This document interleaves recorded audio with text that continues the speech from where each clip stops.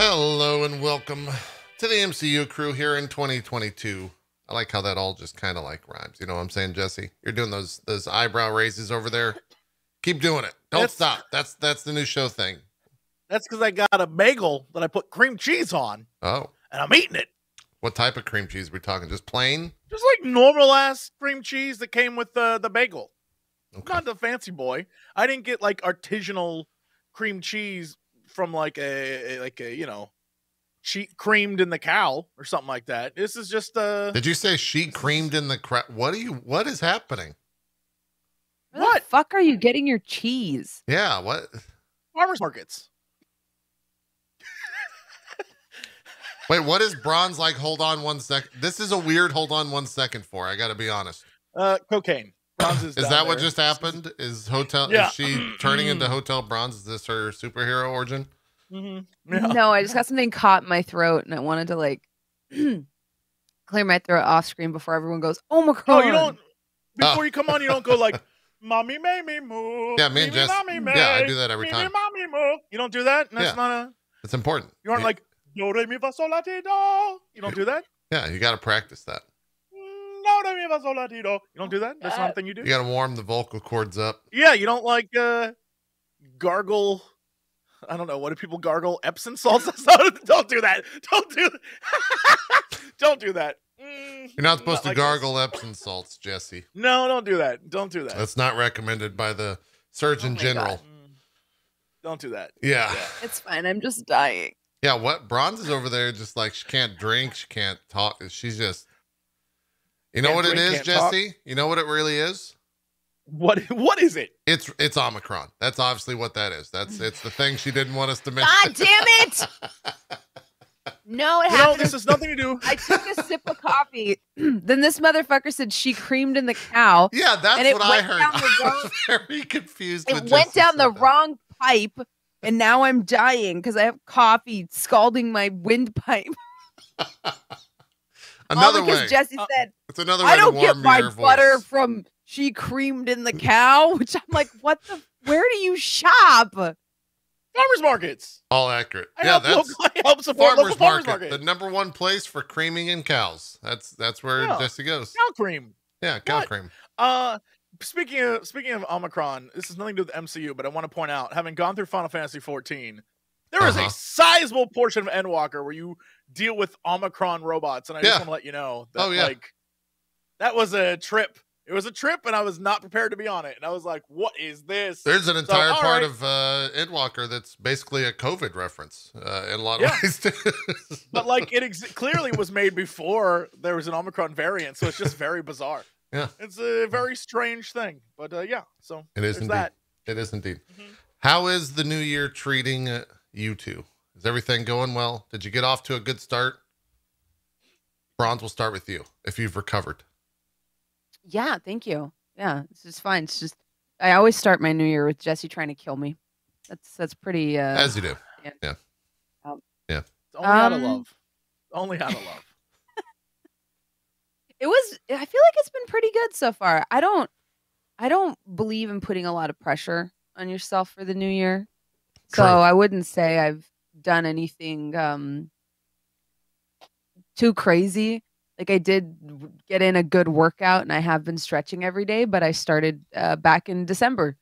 So that's always the shitty thing, right? Like if you start something in December or November, by the time January 1st rolls around, everyone thinks like, oh, that's the New Year's resolution. That's going to stop in like a month. And I hate that about it. I hate starting things in November and December because everyone's like, oh, well, that's going to stop in like a month when your New Year's resolution whatever is over. Right, Jesse Cox? Yeah. Yep. Jesse, what's your New Year's resolution? What's your New Year's? Yeah. What are we doing? I don't have a resolution. I don't do resolutions because I know I will immediately fail at them. So instead, I do D-res? I just don't care. Oh, I don't. Okay. I'm not like a big holiday celebrator in general. So New Year's to me, I was like, can I go out? No. Can I hang out with people? No. Almost everyone I know is like some form of Omicron. So I'm like, no. Mm-hmm. Can I do anything important? No. So it's not New Year's. I just don't care. I'm going to like hang out at home And yeah, whatever. Like I just, doesn't bother me all that much, so I don't care. Yeah. It's 2022. The only thing I have to worry about now is remembering to write 2022 on shit. That'll be a while. That's for it. me. That's all I have. That'll be a while. Right around the time it's time to start writing 2023, I'll figure out how to write 2022. That's usually how that goes. Absolutely. Yeah. Yeah. Does anybody else feel like 2020 and 2021 just bled into each other? Yeah, they were the same years. Okay. Here's the crazy thing. Someone said this the other day. We always talk about time on this podcast, so I think this is relevant.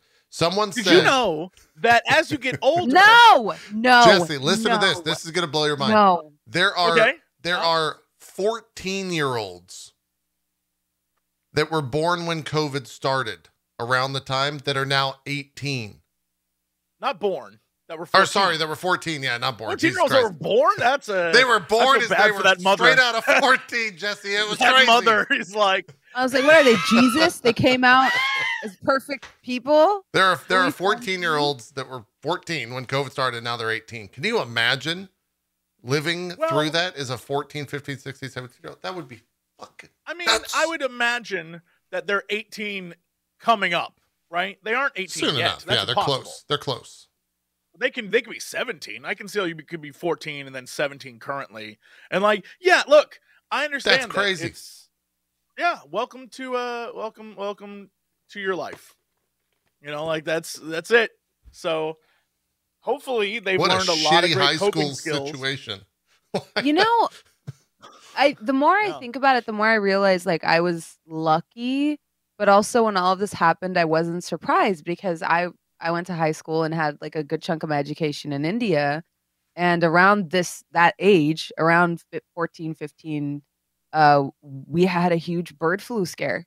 And I remember my dad driving us and driving past like farms with like mountains of chickens that were like had been culled, like they killed them and they were on fire because we were culling farms. And it was like there was like smoke in the air, and I was like, oh my god, like is this it? Is this the thing that kills us all? Like like I'd seen the 12 Monkeys movie and all that. I was like, this is it. Like we're all gonna die. Like this is it. And my dad was like, okay, where's down. Bruce And I was Willis? like, no. I was like, this is it. We're all gonna die. Like bird flu is gonna kill all of us. Avian flu is gonna take us all out. We're all gonna die. And then nothing happened. And everyone else was like, oh yeah, we're fine. I was like, no, the next one's definitely gonna get us because we did not handle that well. Like that was our solution, was just like stop eating chicken and kill all the birds.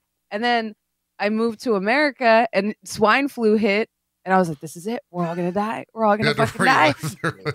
You know what I mean? Like, so when COVID happened, I was like, I had already had like 3 of these scares in my life where I was just like, oh gosh. So I feel like my anxiety had already like come out. Sure. No, I get it. So, but I empathize with those 14-year-olds because I was that 14-year-old too.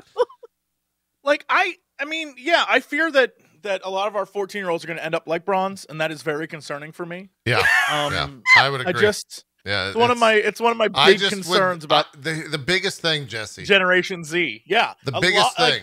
We got to keep them out of hotels. They can't go into a hotel.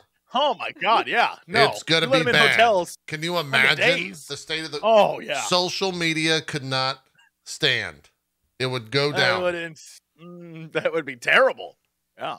It would be a bad time. My sympathies to those 14 going on 18-year-olds. Yeah. I wish them the best. And, there's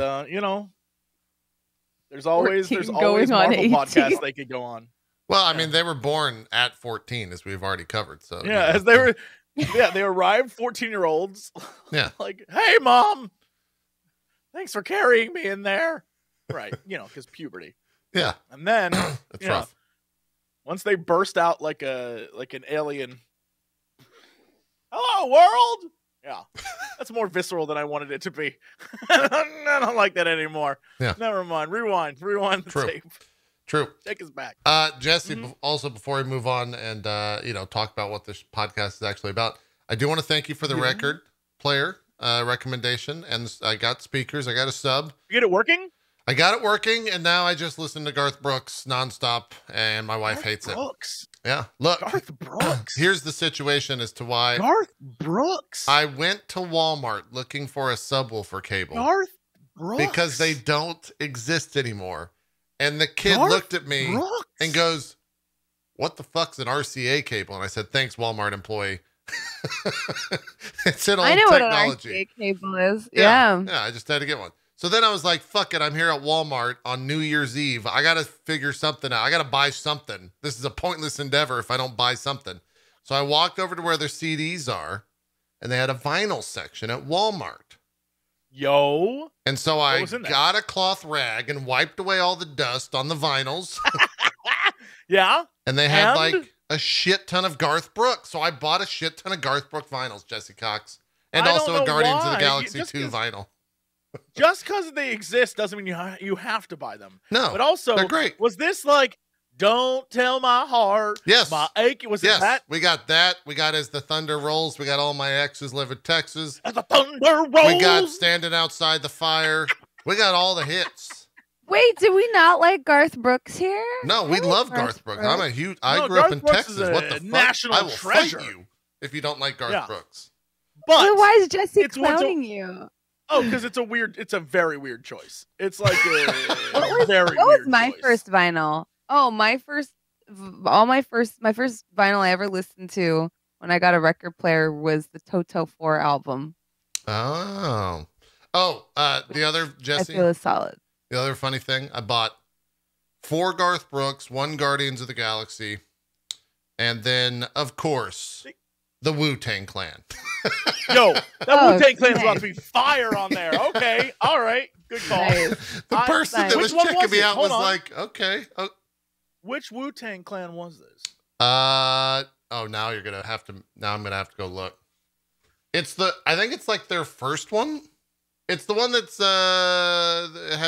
do they all have the song Wu-Tang Clan Ain't Nothing to Fuck With, or is that just like one? Now you're making me look that up. I don't know what album that's on. Yeah.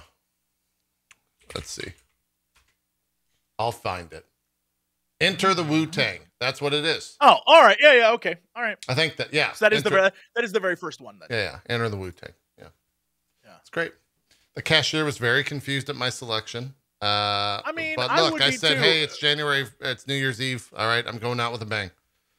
Yeah. And then I walked out of there. Did you get that 80s funk Japanese band guy I told you about? No, You that gotta shit's get that one. fucking expensive. What do you, that's fucking Oh, so you got to find a pricey. cheap version. Yeah. That's the good. That shit's so good. I've bought a You lot get of that random 80s vinyls. Future funk. from Last Japan. night- You know That's where you can find some dope vinyls? Do you have a half price books anywhere near you, JP? Oh, I'm sure there's one in St. Louis. Yeah. Yeah, I'm sure there is. I That's would a good che- idea. I would check half price books. Sometimes they have some That's some not a dope bad idea. vinyl. Yeah, my brother also told me Barnes and Nobles and Target, funny enough, have like pretty good selections as well. Yes. They're a little wild. pricier and they don't have the older stuff. Yeah, they won't But have any like of the older half stuff. price books will have some of that vintage stuff. And a lot of times people don't know what it's worth. Right. Because that's the downside is like if you're looking for certain like things that Oh, are yeah. out of print. I'm trying they'll to be find like, some Daft Punk stuff. There's no way in hell. Yeah. It's Watch Oh fucking- my God. they're It's crazy super expensive. Yeah. But I found Watch some out for Bowie used, at half price by books. the way. So Yeah. What was that, Jesse? Watch out for used. Oh, I'm trying to buy all new as much as I can. Used is like both. Oh, I found a rare thing, and also it's totally warped. Oh, yeah. It's oh wobbly. yeah. That makes sense. Be The other- careful. The latest purchase last night was watching YouTube TV as you do when you're winding down. Hashtag not an ad. And stumbled upon CMT, the country music television, as you do. You got to stop. You got to. And You know what? Footloose was playing, and I thought, God damn it, that's a good soundtrack. I need that vinyl. So I ordered it. It'll be here tomorrow. Kenny Loggins, living my life. You know what? What am I doing? I That's can't great. Say a Are you damn, saying I it's can't say bad? a damn thing to you. No, I can't say a thing. I literally can't. I the other day was like, you know what? I'm gonna put on the record soundtrack to Life is Strange. Yeah, it's kind of random. Oh, wait, the first Here's the one? thing. Yeah. Oh, it's a great. Okay, it's hold like up. Super chill. First vibes. one had It's a great soundtrack. Yes, the first not game bad. had a great It's I just I soundtrack. couldn't tell can't you what judge song anyone. because the streamer mode. Because none of the songs have lyrics, and all the songs are like, I'm depressed and a teenager. Yeah, it's a Sums lot. up Jesse's but- life, you know. Yeah, Just his yeah, mode. depressed teenager. Yeah. That hasn't changed in 20 years. Yeah, no, still there. Yeah, so So, now I've like, got a bunch of One day vinyl I'll go to prom. that I'm waiting to arrive. We've got some Taylor Swift, some Dua Lipa, you know, some Footloose. That'll be here soon. Some are Daft you? Punk. You really are like a Renaissance man. I of know. Music. I I'm know. very impressed. Yeah. Yeah. Tycho from Penny Arcade was like, I'm going to send you some vinyls. I was like, okay, I don't know what that means. I And love. he We're just- not Send going me to talk about vinyls. that and not talk about your reaction. Well, he was like, hey, I'm going to send you some vinyls. And I just responded, You why? said why? Yeah. Because it's such like a random thing. And he I goes, saw because this you're, interaction. he said a and very I just nice thought it comment after that. And I was like, well, that's very nice. I'm going to DM you now. We're going to, I said, I messaged him and said, how can we barter? Like, what can we barter? And he goes, well, I'll send you some vinyl now. And then once you have a collection, you send me some that are important to you. And then we'll call it a barter. And I said, all right, it's wild, but I'll do it. It was the most wholesome exchange on Twitter. I witnessed it and I was just like, "Aw!" I just like how JP was like, "Why?" Look, that doesn't happen very often. Okay. I don't get random people on Twitter. I You know what? buy all of my cultural records. crazy? significance. It was crazy as I've had this conversation with Jerry Yeah. because I was like, "Yo, you're kind of like me in that you just go around complimenting people." I was like, "Do you ever deal with people thinking that you're being sarcastic?" And he was like, "All the time." Oh yeah. Yeah. I've told And he I've told was- Jerry that to his face. Yeah. Because he'll go up to people and be like, "Well, yes, obviously, because you're so talented and you should be in everything." And there's like he said that to me too. And as somebody who compliments people, I'm like, It comes It's across like as you're sarcastic. fucking No, with but he me. meant it as World. a joke that time. Yeah. Yeah, no, at that time he meant it as a joke though. Yeah. Look, I agree with you. It's tough to going to dinner with Jerry is one where you have to second guess everything he's saying because you don't know if it's like truth or sarcasm. And so anytime he says that, I just like, Jerry, was that truth or sarcasm? It's like a little game that we have to play when communicating with Jerry. It's true. All true thing. Anyways. so nice though. Most of the time, it's just him being nice. Yeah, it And we're is. not Yeah, he's People very being that rarely nice. And we're sarcastic. just like, we all pull a JP and we're just like, why? It's true. It's true. So I've got 2 random mystery albums coming from him, which I don't know what they are, but we'll see. Well, I'm never gonna send you any of my stuff, so Okay. Noted. I'll send you Footloose if you want it. And maybe a Garth Brooks Jesse, album. I'll send you a vinyl or two, Jesse.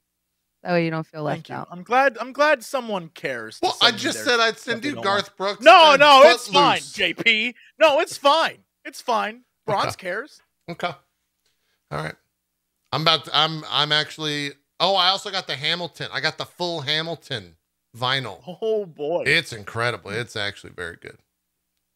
I'm also a big Hamilton fan, so whatever. But I'm very excited for the Taylor Swift Folklore vinyl. That's probably my number 1 right now.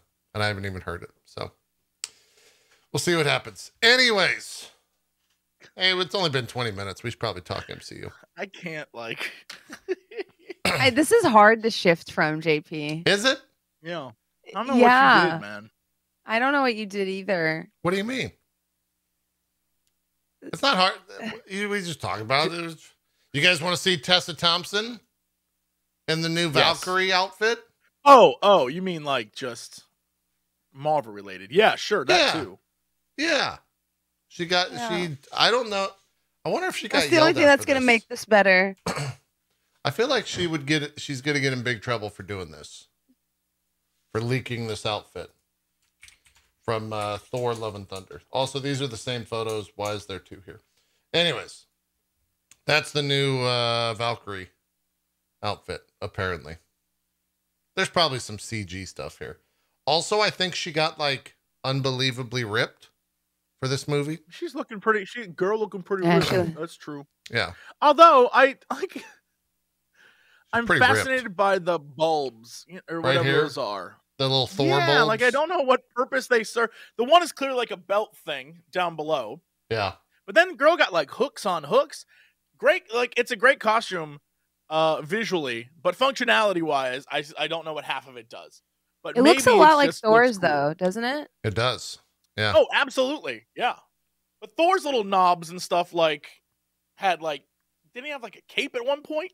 Yeah, Like crazy? yeah. His red cape and Yeah, like his little knobs what had and a purpose at one he had a point. cape in not Endgame, but Infinity War. He had a cape, didn't he?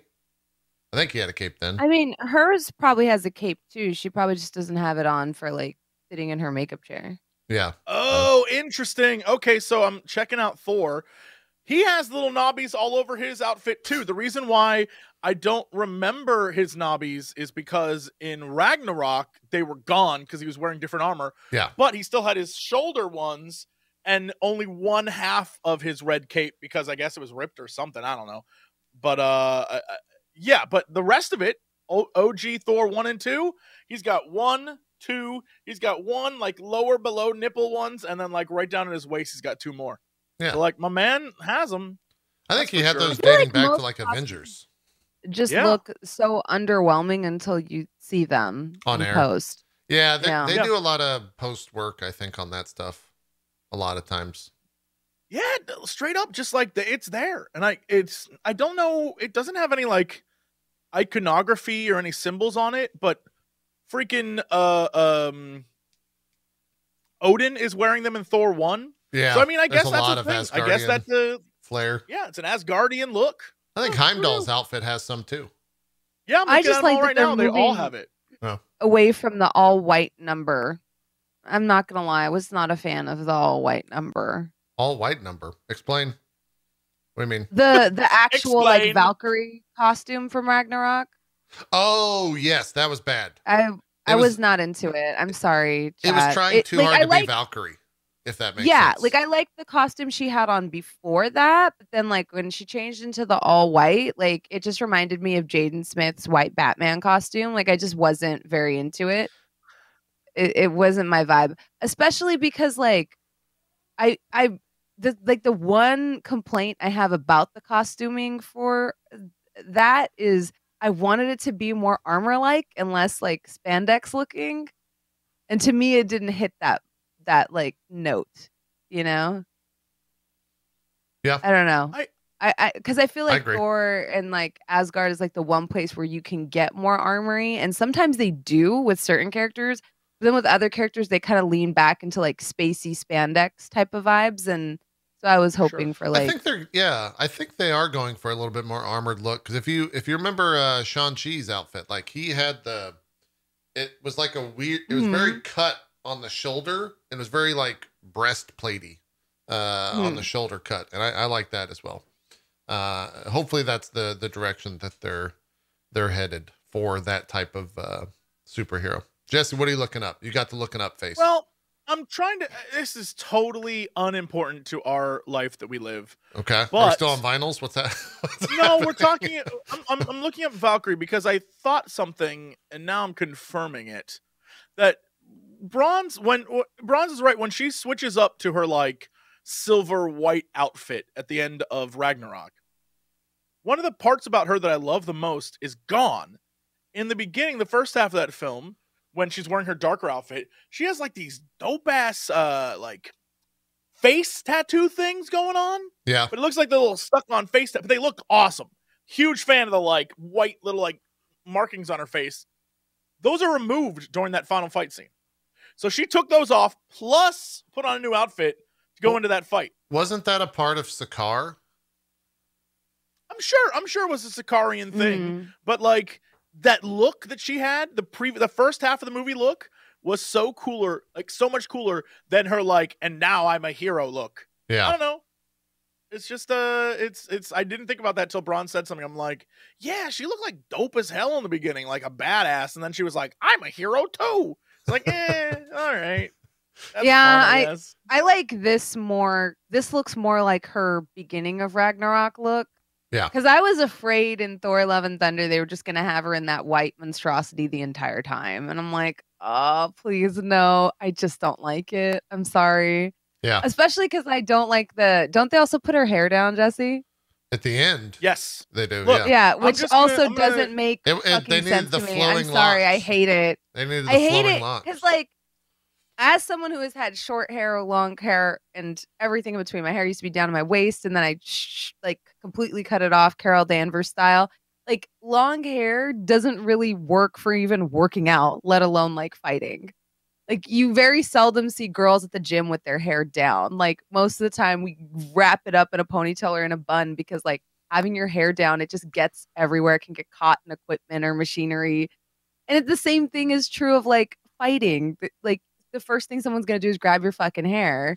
Do you it's remember? Just like a pet peeve to like see like the flowing hair where I'm like, I get that they're comic book characters, but I liked her in the beginning when her hair was pulled back because she looked like a working woman. Do you remember how big a like, deal it was when Demi Moore shaved her head for G.I. Jane? Do you remember the like hoopla around? I think that's why you see long hair on superheroes. That's also, was that before or after striptease?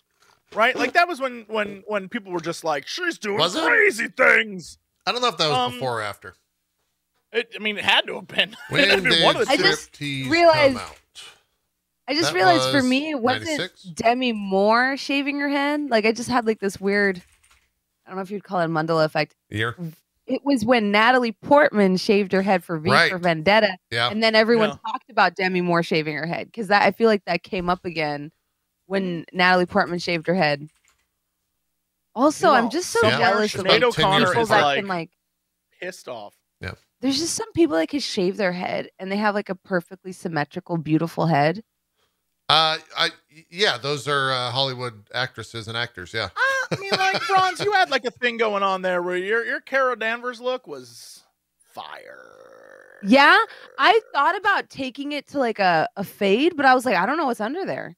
What if I like buzz half this off? What? And like my head's not symmetrical. Oh yeah. Well, then we'd all laugh at you. We'd all 100% laugh at you. Like, you know, like I don't know what's under there. I shaved my head once, and I learned that my head at that stage in my life was not worth shaving. And I never did it again. The unfortunate thing was, I also got my driver's license photo taken the same week that I shaved my head, so it stuck with me for 10 years. I can't do that. Oh no! It was great though, because I'd go to the airport and they'd be like, "What? What? Are you the same person?" That's for my skinhead face. No, I can't. What? Whoa! JP. Whoa! I imagine JP sitting there, shaved head, Garth Brooks. Whoa. It's great. Anyway, that's from my skinhead face. Whoa! Yeah. I never had a. I just want the record to state that I never had a skinhead phase. I sent you an image. Can't believe I have to utter these words. I sent you an image I think sums up my argument for Valkyrie completely and totally. It's in the mixed call. Yeah. That's it. One of those looks like a badass, and the other is a lady in white. And I'm just saying, she's a total badass. I will say this is somewhat unfair because the one on the right is high res and the one on the left is like kind of blurry, but no, doesn't matter. And it also caught her like mid saunter, so her like her stomach looks way too long. And no, it's not about the stomach. It's about the vibe of the character. The right hand shot. This is some JP skinhead shit right here. I don't like it. Tessa, you can't say that. Tessa obviously put in some work with her arms. Yes. Like in this movie, it's just unfair to put sleeves on someone. True. You know, like because looking at the level of arm gains and being a woman who lifts myself, it's hard. It's hard to like gain mass and like gain muscle and have your arms look big and bulky. So I just feel like that's unfair to like put sleeves on somebody that put in that work. Like put sleeves on somebody that didn't, and then add in padding. Cough, I'm just saying, but like, don't put sleeves on the girl that did the work. What did she have in Black Endgame? Leather. What outfit did she have in Endgame when she came through the portals? She didn't have any outfits in it. She had her white outfit when she flew. No, she had the white shit on. That's why I was so afraid it was going to be in Love and Thunder. I was like, not this fucking white shit, please, no. All I'm saying is, Black Leather is a look. This white, like I'm a future assassin, sucks, and it will always suck. It is never cool. Like the two options, one of them is a classic I'm a badass look, and the other is like, I must get out onto the outer space docks to uncouple the clamps in order for the shuttle to escape. It doesn't look right. It doesn't. I hate it. I hate the look. She was a red shirt. Is that what you're saying? Yeah, I'm saying that she it looks like a futuristic sci-fi spacesuit rather than Got like it. Okay. a I see what you're badass. saying. I don't know. I see what you're saying. I don't know. I feel like don't we're know. shitting on the costume a lot. But I think it's interesting that none of us is particularly fond of it. Well, I will say, looking at those two and then immediately looking at this one's superior by far. Yes, Yes. 100%. Yeah. 100%. This Yeah. one's a lot better 100%. than both This one those. is a lot better. It also looks more Asgardian to me than the Yeah. white Yeah. thing did. Also, her hair is much longer and I think much more badass in this image as well than the others. Well, I just always thought, and I feel like she has the face like to pull it off too. I always thought we were gonna get like a teased like braided thing with the headpiece with the wings on it to just go full like Valkyrie style. I thought that's what we were gonna get. She is the king/queen of Asgard, so maybe that's her crown now. You never know. I thought, I was like, oh, we're gonna get her with her hair pulled back, and then she's gonna have like that, the wings on the side, and then we didn't get it. So I was like, oh, that's okay. No, they put her hair down. Natalie Portman in costume yet? No, we just have a Natalie Portman in giant arms. So far, she buffed she looks the fuck great up with giant arms. Yeah, I'm just she saying, really like, buffed the fuck up for this. I as soon as I see Natalie Portman as Thor, I feel like I'm gonna swoon. I feel like I'm gonna understand what people have felt for like the other women in the MCU. Finally, I feel like Natalie Portman is gonna be my buff woman in armor moment. Oh, you're such a horn dog, Bronze. Calm down. What? I was so tasteful. Jesse's in hotel mode. I'm projecting. Don't worry. I'm just projecting my horniness onto you. Here's the thing about this Portman photo from the set.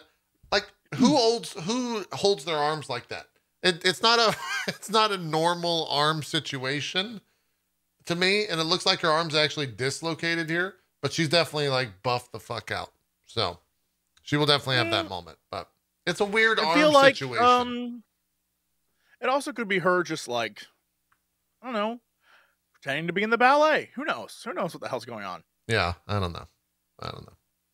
Probably in stride or something like that. Meanwhile, I'm excited that for once I'm being represented in a Marvel movie. Go back to that photo. The photos. Wait, what do you mean? The guy on the right here? The guy right there. I'm so thrilled. Who's this guy though? Who is what's going on with this guy? That's the question. What is his back to situation? The other guy with his fedora hat and like, I'm glad I'm finally being represented in a Marvel film. Well, he's not even wearing his mask right. Never mind. He's just got his mask like my on his representation chin. Sucks. Yeah. I want to know what this guy's deal is. He's definitely in the movie. He's super tall. He's got some sort of, if he's just wearing this armor casually on set, guys, with the beret, with the like ridiculous beret. What if he's like our Miss Portman's assistant? Might be bodyguard situation, maybe could be. Yo, he's obviously in a costume. And also maybe a bodyguard. Or do you just not live in Hollywood and get it? That's the new outfit here. It's 2022. Everyone wears futuristic body armor. It's how it works. Is that so? Is that the case? You just want to understand. The two of you just don't understand. Okay. All right. When I go to my farmer's market and get my cow cream, oh God, I go in full body armor. We're back to this. I'm trying to see if there's anything else. I don't think there is. But luckily, we've got Hawkeye to talk about. Ooh. So let's talk about that. And then we'll jump to 2022 in the future of whatever Marvel's got. It should be a fucking super packed year, to be honest. But let's jump to Hawkeye. And let's start with Bronze talking about Kingpin. Bronze, how do you think Kingpin fared in that Hawkeye finale? Do we want me to go first here? Well, I mean, we're just talking about Kingpin. That's your man. I figured you would really like what happened to Kingpin in the finale, right? Right? It's Kingpin. He was there. Where do I? Okay, be positive. New year, new Bronze. Vincent D'Onofrio. Why would you lie Okay. to yourself and everyone watching like that? Wow! You brawn. No, I'm not Get gonna the just fuck outta here. completely shit on this. Get out of here. Look, Get outta I here. enjoyed the episode, but what they did to Kingpin, that was a travesty. I don't understand what. Thank you for saying I don't know it what first. happened. That was weird. That was a weird All right, thing. let me That try was to real get into strange. it. I don't understand. They started so strong, right? Because we have D'Onofrio, and he's an actor with such great screen presence, and he just sells like this persona of fear without needing to do anything. There's a scene from Daredevil with Matthew Murdock just punching the shit out of him, and the scariest thing is that he is just unfazed. Right. You know, like that's what's scary about Kingpin. It's like what happens when, you know, something angry and red meets an immovable wall. You know what I mean? Like that's what's great about him. And I like Kingpin more when he is that guy in the office that seems untouchable, this ivory tower-esque figure that everyone else that's associated with them or next to them gets hurt or bloodied or arrested, but he always somehow maintains like this pristineness. And I love that allegory, like not to talk too much about the Netflix show, but like the white suit, the white painting, this general idea, and even like when that painting gets blood on it, like on the back of it, like what that means to him. Like there's just a lot of visual components there that this is a character who despite pulling all the strings somehow never gets mud on himself.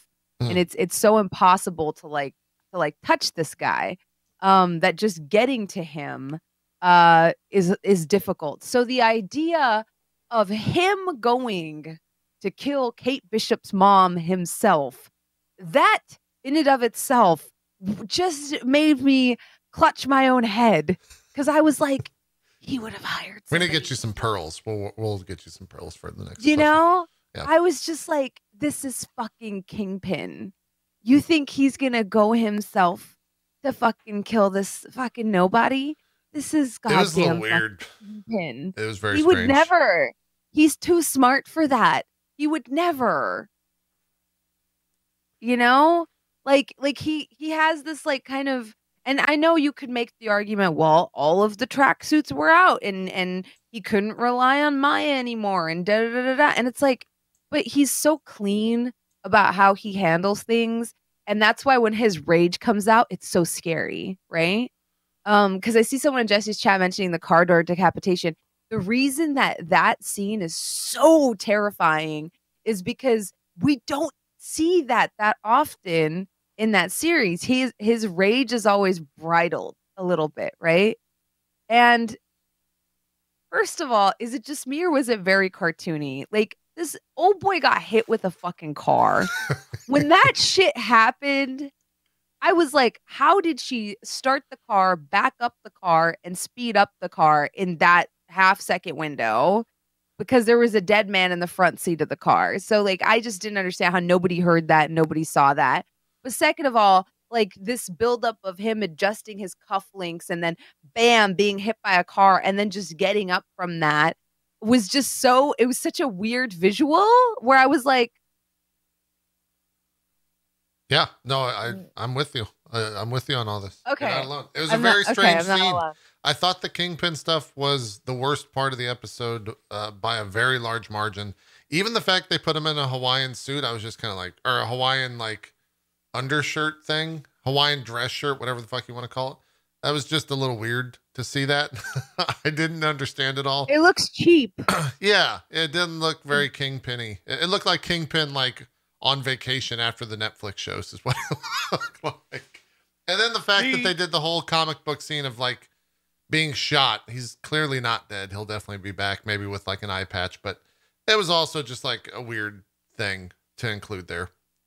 The thing that's interesting and like about there's a Kingpin- lot of little moments like that in the show. Sorry, Jesse, I think I cut you off. Go ahead. Sorry, I'm on a little bit of a delay, I think. No, go do say what you gotta say. Don't worry, I'll still be here. Okay. But like even when Kate blows up the arrowheads, like somehow that knocks King. First of all, somehow that he survives this big explosion, but also like somehow that doesn't hit her. Yeah. Look, it wasn't. It like there's a lot about the finale that wasn't like great. I loved Kingpin when he was having a conversation when he's talking to people. It was lovely. You got to see Vincent like flex his like. I'm gonna have a conversation with a man whose eyes twitch, like the eye twitch. Great, classic. Yeah. It was looks good. Yes, it's very, very good. Like the first half of that episode, I was like, hell yes, this is gonna lead to something great. And then the last half of the episode was like, whatever it was. Yeah, I think it doesn't make a lot of sense the way they chose to use Kingpin here. I think you're absolutely correct, Bronze. It doesn't fit with what our expectations are. But more importantly, it was fun watching him like throw Kate around. Yeah. But like that, he suddenly became like a superhero rather than just like a really a man got shot in the chest with an arrow. And while it's cool to be like, break it off, yeah, your arrows do nothing to me, in reality though, it's still like, man got shot in the chest with an arrow from close range too. It wasn't like far away. Like, it was like across the room. That shit definitely like the only situation that I can imagine is wearing body armor. And then it's like, well, okay, then maybe that makes sense. Maybe it didn't really penetrate anything, and it would make sense for him to wear body armor and all that stuff. Talk about that for a minute too. Okay, I just feel like this show is like this dorky little like kids show, and that's fine. It's like a family show, and there's places where it's just so cartoony and so ridiculous, which is fine. My issue is sometimes it's also just like in this episode, especially it stood out. They're just straight up fucking murdering people. Has anybody else noticed that? Like, oh yeah, no, they were murdering people. Like these are, and I'm like, she uses like giant explosive arrows with like no look shots, and they're just dead. A group of guys got eaten by an owl. Yeah, like, yeah. There's also an owl. Like, basically, turn somebody's some men. Yeah, like they're just completely murdering these fucking immigrants, and I was like, why is this okay? What a phrase! But they're literally murdering these like immigrants, and I was like, what the fuck is happening? And then you know how I had predicted that there's gonna be like all of us actually predicted this. All of us had this like theory of Ronan's growth. There was zero fucking growth. I just want to make that very clear. Clint Barton had zero fucking growth. He just set his fucking uniform on fire. Never came to terms with murdering people. Ended the episode by murdering even more fucking people. Like, he still does not pull his punches. There was zero, like, he's just like, yeah, let me set this costume on fire. I'm like, you murdered that girl's dad over stealing some fucking cars, you ass. Like, what are you, Natasha is like, yo, the shit you did as Ronan was pretty fucked. So, like everybody in the universe is like, yo, the shit you did as Ronan was pretty fucked. And Clint's just like, let me just set this uniform on fire. Now my dirty little secret's done. And I'm going to end this episode by murdering a bunch of fucking people. It's like the fact that like Kate is like supposed to be this kid and yet doesn't and spends the entire episode, like even the first time she punches Yelena in the face, Leon's like, what was that? It's like this really funny moment of like, we don't do that. Her shooting Kingpin dead in the chest. I was like, you didn't know he was going to survive. You were just straight about to murder this man? Like, I didn't think she had it in her. So, like, it's that inconsistency that I don't understand. Because I think we all know, like, Tom Holland's version of Spider-Man would never do that. Even if this person was about to murder, he'd be like, let me find a way to restrain them, Like, so the fact that she goes straight center mass with an arrow and then is, like, surprised that he brushes it off. I'm like, were you... If he hadn't, would you have been happy? Like, you're just out here murdering people, and then in the same breath, she's like, you murdered that random guy whose name I can't even remember from the first episode. You murdered him, Mom. And I'm like, yeah, but how many people have you murdered in this episode? You're just like popping off arrows. There's There's the problem with the last episode is one that I think, we probably should have seen coming when they were like, it's a 6-episode arc. It felt rushed. Yeah, everything about this last episode felt rushed. And I mean, even down to the in the last 30 seconds, we're going to address the watch. And it's like, oh, cool. Well, that was totally kind of the lamest version of watch reveal. Like, oh, it's his wife's. Like, that sucks. Like, I mean, that's fine. Like, she was an agent. Like, I get it. But that's not. There's a million. That was that's a huge letdown. Yeah, massive letdown. But another thing that made me lose my mind is I was under the assumption, okay, the entire episode, I'm like, oh, well, Kingpin, the reason why he's out in the field doing stuff, the reason why he's in shitty locales and not in a giant high rise, the reason why he's doing all these things is because he was probably snapped and his empire crumbled. And when he came back, he had nothing. He's starting over. That makes sense. But then that's true. I didn't even consider that. He probably was snapped. But that's not true. It's not? Because literally we're told that Kingpin was the one who set up the murder, who set up Echo's dad. Oh, right. So he had to have been around during the blip, which means how did he not get more power? How did he not have more control over the city? Yeah. So literally at some point in time, this man was like, screw it. I'm just going to go walk the streets and go meet people in a Hawaiian barbecue restaurant or some shit. I can't figure out this portrayal of Kingpin. Y'all really don't like the Hawaiian shirt. It just felt weird. It felt like a weird way to reintroduce the character / introduce the character to first time Kingpin. Admittedly, I like the look of the Hawaiian shirt. It does have that comic, that evocation of the comic. I get it, but I don't think that's a little like a drug lord. Yeah, it doesn't fit his reintroduction into the way he looked for the first half of the episode. I was like, oh yeah, no, he's back. This is great. And then he just decided to change his outfit and then get shot. And it's like, oh, cool. Well, I guess. Here's the other weird thing too. It felt like it was only there because it was a nod to the comics. Who the fuck's gonna wear a Hawaiian shirt on Christmas or Christmas Eve? They didn't even talk about a goof on what? Yeah. Yeah, he'd be wearing a turtleneck or some shit, which I think is maybe what he was wearing. That was a Christmas party. Yeah.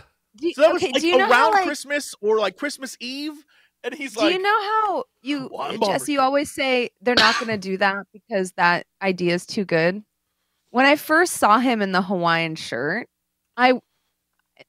my immediate thought was oh, Maya got him that shirt. And he's doing the nice dad thing by being I'm going to wear this fugly piece of shit because you got it for me. So I thought at some point there was going to be a reference of her straightening his shirt collar or her being oh, you're wearing the shirt. And there wasn't. And then I was like, oh, so he's just wearing that. But in my mind, I was oh, this is probably oh yeah, the and I also didn't think that the Echo Kingpin thing was gonna come to a head so quickly. I thought we were gonna let that simmer a bit. The pacing in this episode was 100 miles per hour. It was it was ridiculous. There's so much they had to get done. They had to introduce a character leaving a show to go do another show. They had to wrap up a watch story. They had to introduce Kingpin and get rid of Kingpin. They had to culminate the relationship between Kate and Hawkeye. They had to get her to the becoming Hawkeye. They had to wrap up the Ronin story. They had to deal with the Elena story. There's so much going on. It was 59 minutes. Yeah. Insane. There's too many bosses in this. You had the whole Kazi side plot, which no one cared about because there's too many other pieces in the show. It suffers from that thing that a lot of things, a lot of comic book media in general, suffer from, which is too many villains. It's oh, well, we have all these antagonists, kind of D&D campaign style, but instead of having some of them defeated and some of the threats remaining in the world, we're just going to try to resolve all of them in one episode, and it leads to some really hushed or rushed pacing that kind of leaves you not feeling satisfied with the conclusion. And that's definitely how I felt about the whole swordsman type of deal where. Yeah, it's I just forgot I'm about Jack. I forgot about Jack. He was the best part part of the Are episode. we gonna talk about how Jack he just jokes walks out about and how starts there's killing blood? people. That's what I'm saying. Like, are we gonna talk about how he has blood on his tie and he's straight murdering people once again in a Disney show? He is like out here fucking slicing people, dicing people, joking about how there's blood on his tie, and then like a firefighter, a civil servant is like, "You ever thought about LARPing? I noticed you're really good at just fucking murdering people in tracksuits. Do you want to LARP?" Like, no one's alarmed by this. I understand we're supposed to suspend reality, but that's why I can't suspend it, because we don't have heroes that just go made me around. laugh, man. Just I loved Jack in this episode. I was thrilled. He was my favorite because it was so absurd. Because he literally just got a sword, started cutting motherfuckers. This episode had two scenes that did not involve, like, the two scenes that I loved in this episode that I unabashedly loved. Well, act 3. 1, Kingpin and the mom. I thought that was a great scene. I love watching Vincent D'Onofrio act. 2, Yelena and Kate in the elevator. Amazing. I want to see more of the two of them. The two of them in any scene is great. Even when they were fighting and the way it was shot, I thought that was one of the better scenes. Incredible. Yeah. I love the two of them. I want that buddy, whatever. Just give me more of that. Yeah. And 3, them being like, let Jack have a moment. And I'm going to let you know, I lived for that shit. It was so dumb. I loved it. I like the Jack character. I think he uses charisma. I like how self-assured, like, kind of asshole he comes off. There is a lot I liked about that character and the scene. But to me, he strikes it's ridiculous. Anti-hero. He's he literally strikes killing people at a party. Yeah, it's crazy. That's what I'm saying. Like, he definitely rings anti-hero, where it's like he thinks he's the good guy, kind of Deadpool style. But I feel like everyone else should around him should be like, "Bro, what are you doing? Stop!" Like, that's what I thought. They should have asked that question when the man brought a sword to the party. Why does he have a sword on his waist at the party? He just got out of jail. Crazy. And literally, like, Clint addresses that like weird flex, but okay. And then he starts like straight up insane. It doesn't murking people, because I was like, yeah, because he's not necessarily a horrible guy, but he's not really a good guy either. Like, you probably shouldn't just be out here mob justice, like fucking slicing people out in the streets. He was crazy. His character to me is perfect. It's everyone's reaction around it. That you have these like firefighters dressed up in LARP armor that are like, "Oh, he's cool. He's on our side now." And they're like, "Okay," as he goes, slash, and someone goes, "Oh," and I'm like, is he like, he slashed him here? I'm like, person's dead. Yeah. He's like murdering people and then joking about how there's blood on his tie. Oh, but it was great. Like, and then that one woman was definitely hitting on him at the end. And I was like, my man Jack, he's back in it, baby. Wait, one of the LARPers? Great. The LARPer was? Yeah, she was like, you should come LARPing with us sometime. I was like, oh, Jack about to hit that. My man, you got it, Jack. Oh, yeah. Do we, like, is the point I'm making, like, make sense where it's like, Jack is good? Oh, but in order for that character to like truly shine, everyone else around him has to have like to call him out on being like out of place and weird. Yeah. Well, the show suspended. They didn't have time for that on a lot because it's very obvious to me, having watched everything, is that at a certain point in production, either someone told them they weren't going to get 7 episodes, or they didn't plan for 6 properly. But it's very obvious that this last episode they knew where they needed to get to. And they knew they needed Jack to be involved in some way. The LARPers were going to be involved. All the heroes had to be in the same. Like, they knew where they had to get to, but the rush to get to it is insane. Like, they put all the pieces in place and they were like, write a story around it. So Jack showing up at the party with the sword just so he can use a sword at the end and become the swordsman is an insane plot point. Yeah. The fact that, like, Kingpin is now, like, walking the streets, going to go fight someone makes no sense. That's not Kingpin at all. The fact that you have, like, the ice fight is neat, but in order to resolve the tracksuit mafia, they literally have to kill like 100 people. There's a lot. Crazy. There's a shit ton of people. Yeah, and then in order to resolve Kazi's story, they have to ace him immediately to the point where Echo now has a plot point moving forward, because they have to set up the Echo story. I don't know then how Yelena and Clint have to have a thing. Plus Yelena and Kate have to have a thing. Plus Clint and Kate have to have a thing. Plus then, like, there's so much that needed to get done in this episode. It's insane to me that they weren't like, we need a 7th or an 8th. I can't figure out how they thought they were going to cram all the stuff into 59 minutes. Narratively don't make sense, because to go back to like like, okay, so the LARPers being there and saying like, hey, it's not enough for us to be like firefighters and people that are trained EMTs and people that are trained in evacuating. We have to be LARPers costumes, in this moment. Bronze. It was the costumes that helped them get people that out. Because I liked that they were showing that like, oh, they're proficient in this, because I know that like some of them are cops, but aren't the rest of them like firefighter EMTs? They're all, like, I was like, okay, so they're first responders, service people. Yeah, I understood. I was like, okay, so I understand like right now in the political climate, not wanting to endorse the police, but like we're also talking about firefighters and EMTs, right? So it's like these are first responders. They would know how to clear a building, but then being like, guys, clearly as an EMT, I can't handle this. It's time for us to put on the LARP outfit. I was like, okay, this is a funny little throwaway, haha, it's fine.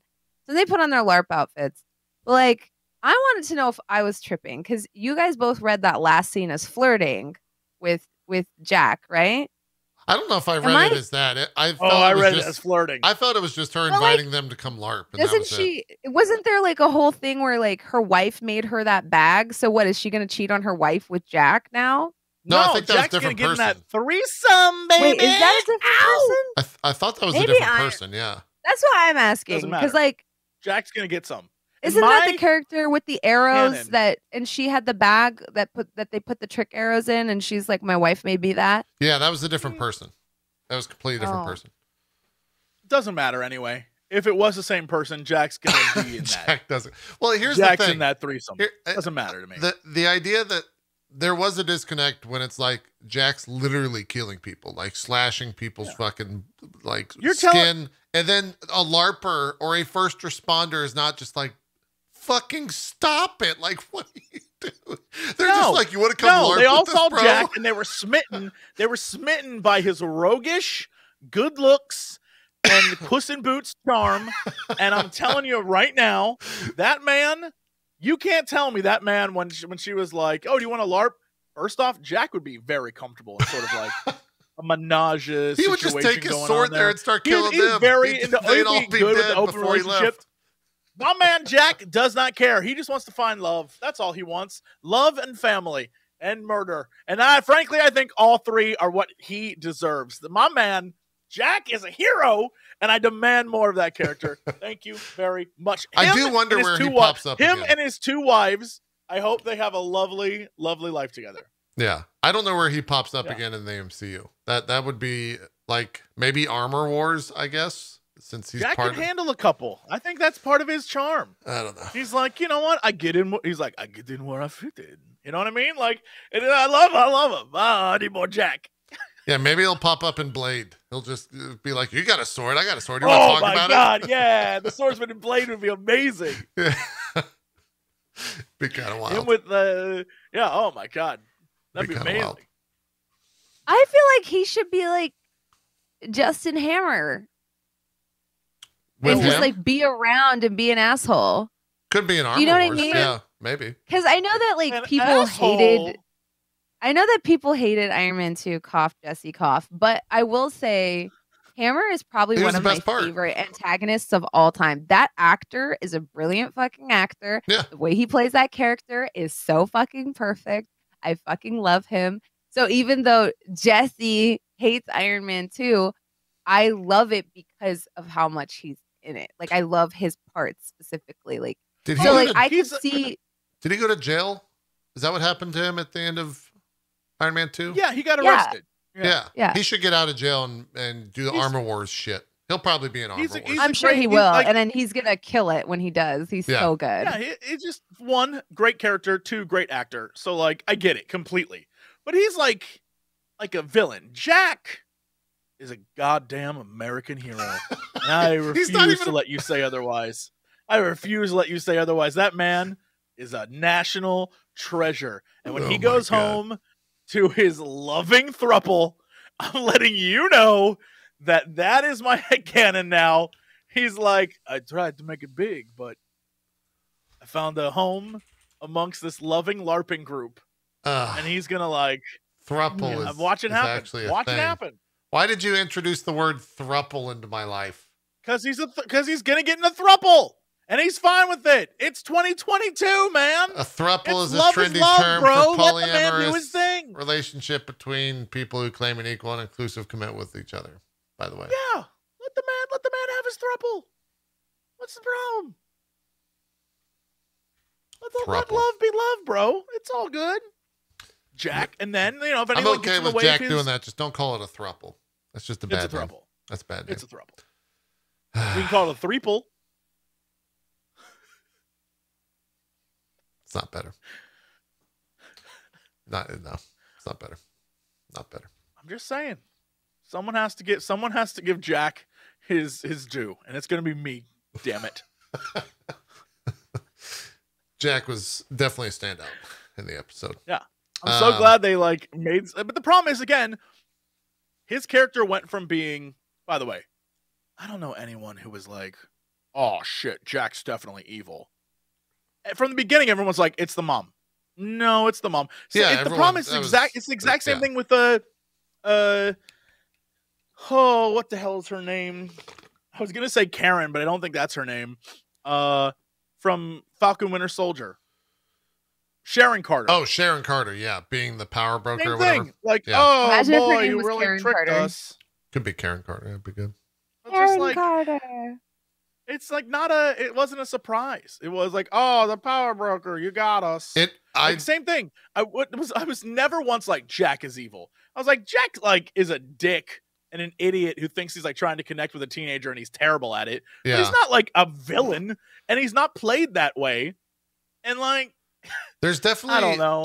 The more that I've thought about it specifically during this show, I feel like the Black Widow, Falcon and the Winter Soldier, and this are all part of the same part of the MCU universe. And I'm not that interested in it compared to everything else. It's the least interesting part of the MCU universe.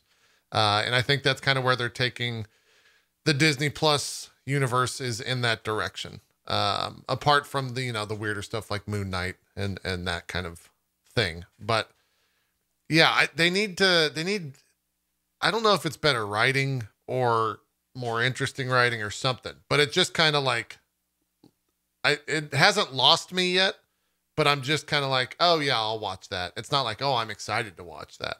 Well, it's because there's moments of brilliance in it. There's parts where you're like, wow, that was awesome. And then there's moments where you're just like, what in God's name were they thinking? And I have to believe that it's some kind of like, production executive, some sort of back end. It's rushing it at Disney like, Plus. We need subscribers type deal. Yeah. Like, I can't believe that actual creators and writers got together and said, all right, we're going to set up 8 different plots and resolve all of them in the final episode. Yeah, only do it in 6 episodes. It's insane to me. Like, I can't. Well, how long? If they had more time to flesh out the story, then they could have done it. Was Falcon 6 as well? How many? Falcon was 6 episodes, right? Or was it 8? I think it was 8. Even if it was 6, it wasn't that complicated. Well, that's because I think the Flag Smashers got completely rewritten, and so yeah. It was 6 as well. Okay, and then what was Loki? Was Loki 6? Have they all been 6? Loki was for sure 8 episodes. Loki was 6? Are you kidding me? No. They've all been 6, according to chat. Huh. I think Loki though has. I feel like there's more content there. Well, either the credits are shorter or the episodes are longer or something. Because I think what it was is longer. I think we were just more interested in Loki. Well, Loki doesn't suffer from the things that a lot of these shows do, which is like too many moving parts. Yeah. It's very myopic in its scope, which is, I think, a good thing. And it doesn't also feel the need to resolve everything in its final episode, which once again, I think is a very good thing. They leave a lot of threads open. What's going to happen with Ravonna? We don't know. What's going to happen? Like, it ends on a cliffhanger. I like that. It doesn't all need to be resolved and fully rounded up in one episode. And I don't understand like why some of these Disney Plus shows are doing that, where they're trying to leave it in a place. I think a lot of it's set finished. up. I think it's all set up. Like, that's what the Disney Plus, like Jesse kind of nailed this very early on in us doing this podcast, I think the MCU shows, the Disney Plus shows serve as a like gap filler for what happens in the movies to set something else up, so that even if you don't watch them, you can still go from movie to other movie. But if you watch the shows, you have a little bit more context. And I think the that's first time they're changing this, is in Doctor Strange. They mention Westview, which I thought was interesting. I was like, they mention it, but it doesn't seem like a big deal. They just mention no, Westview. but if you had. Yeah, but if you don't know what that is, then, you clearly haven't seen the show. I guess looking at on Disney Plus right now, everything is 6 except for WandaVision. That's crazy. That was 9, right? I haven't even looked, but I imagine yes. Because they released the first 3 or whatever. Our first 2. The thing that I think is insane is that when it comes to Loki and Falcon and the Winter Soldier, I think because at the end, 6 felt appropriate because I didn't feel like the last one was rushed. Everything kind of like came to a conclusion that made some kind of sense. With this, it felt like we had the first 2 episodes were very, very slow building up to something. And then the last episode was very, very quick. Right. I feel like there had to have been a way that the first episode of Hawkeye could have contained the stuff that happened in episode 1 and 2. Rather than, I don't know, it just feels like the end of this was rushed, and I don't have that feeling with anything else. I definitely feel like, obviously, in Falcon Winter Soldier, the Flag Smashers were kind of useless as a story beat, but that's because they had to change it. Yeah, they were definitely toned down. And I get it. There was stuff that happened, but everything else in that I really enjoyed. I loved all the little story beats they were hitting in that, and Loki was spectacular. And WandaVision was freaking wild, and I love that. For some reason, I was like, rewind the tape, rewind to like the previous episodes. I was like, every episode of Hawkeye is getting better than the last one. And I was like expecting this one to be dope. Same. And there were moments that was awesome, but most of it, like, I don't know. Something about this last one, just like everything about it, I was just like, we were on the edge of greatness. And then they just squandered it. I can't figure out why. How'd that happen? The peak was definitely episode 5 for the show. 100%. Oh, for sure. Yeah. And I agree with you that there's just too much in this episode. That being said, I did enjoy the episode. It's not like I hated what I was watching. I just, there was a lot of things that took me out of the episode, which I think Bronze was also, everything Bronze said so far, I echo, no pun intended. And they were all issues that I had for sure.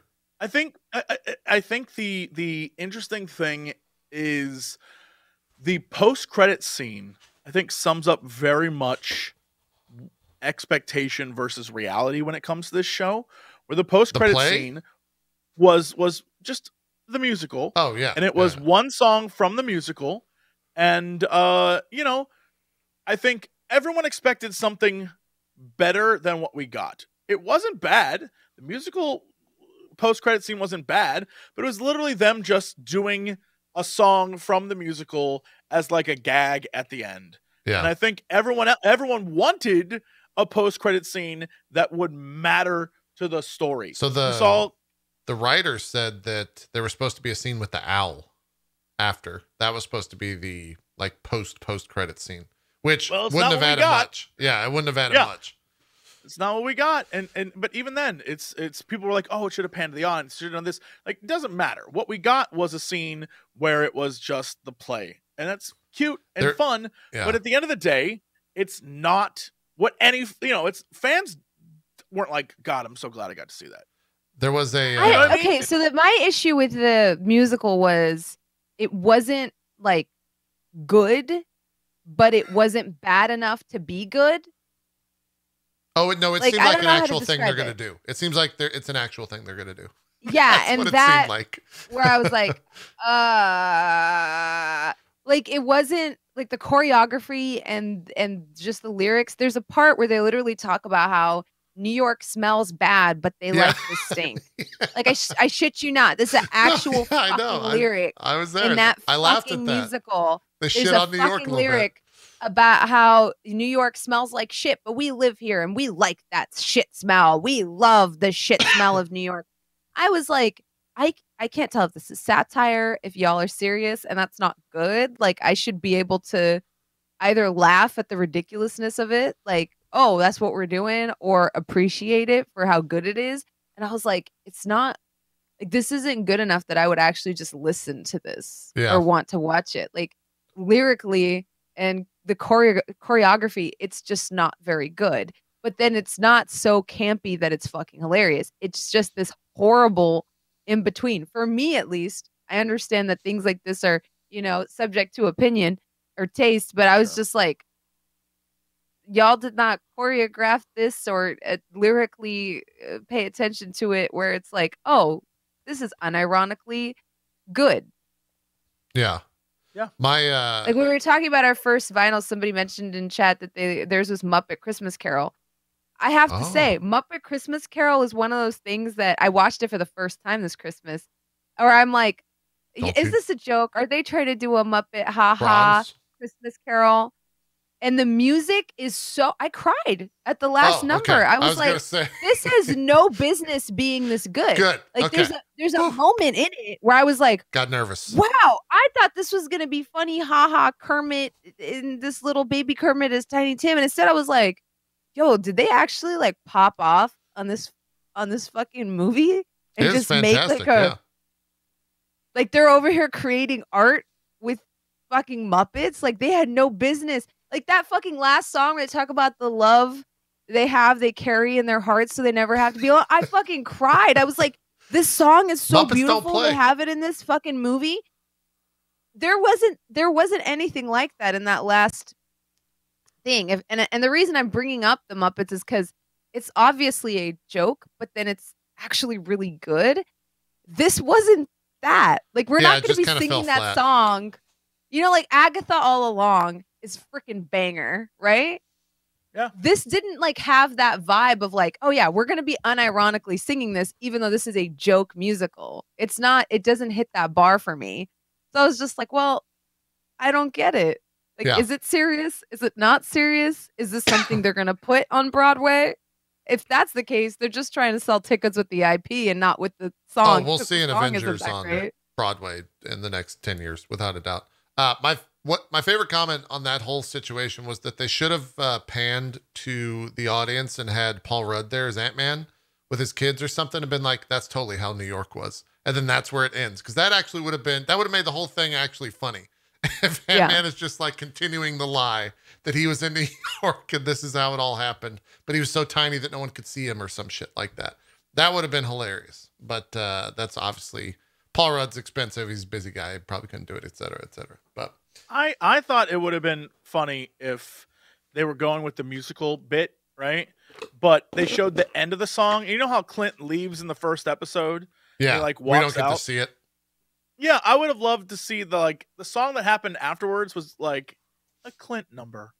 It was like a song sung by Hawkeye.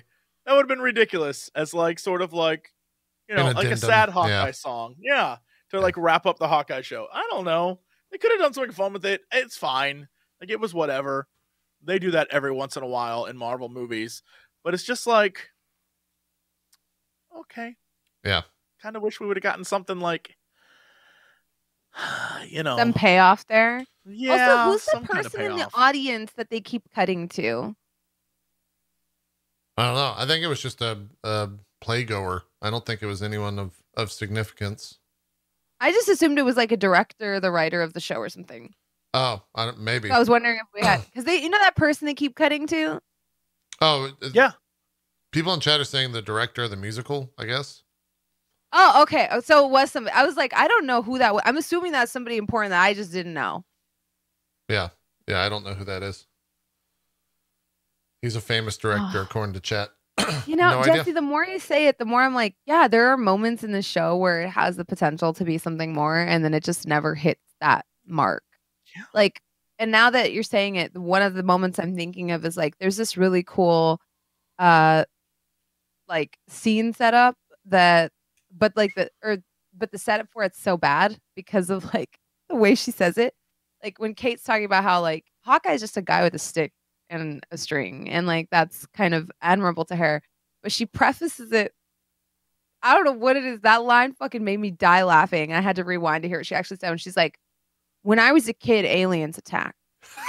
And there's just something so fucking batshit about saying that. I don't like that sounded don't like know. the start to a CW show where the screen's all black and there's a voiceover. When I was a kid, aliens attacked. This bitch literally fucking That's true. says, when I was a kid, aliens attacked. But I saw you with a stick and a string. And the rest of that line was so good, but I was like, did you really start the sentence by saying when I was a kid, aliens attacked? I was It's like, a little crazy. It does. is this a B movie? It definitely cuts into the idea, or for me, it was the idea that like, oh yeah, this is the Marvel universe. It was a reminder of like, this is not real life. This is the Marvel universe. Cause it was just outlandish. But the rest of that convo is so good that it makes you mad that the beginning is just so fucking. And there's little things like that throughout it that I'm like, this could have been a cool thread. Like, I loved that, and I love that they touch on this because I don't know if y'all remember. I got some shit for complaining about this in episode 1 or 2, where I was like, Kate is literally insulated from everything by her insane amount of fucking wealth, and like.